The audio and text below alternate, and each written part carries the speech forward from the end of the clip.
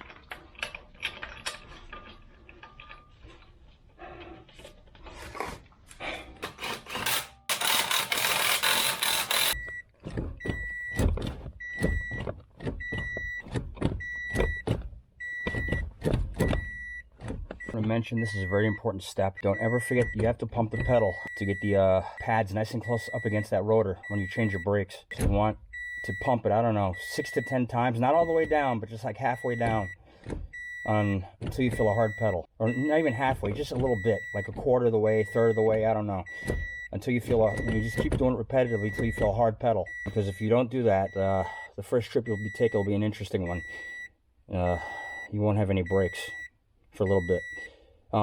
Anyhow, yeah, remember to do that. It's very important. All right, put the car back down. Test drive it, make sure the brakes work, and yeah, you know, that's it. It's pretty easy to do. All right, stay safe, everybody.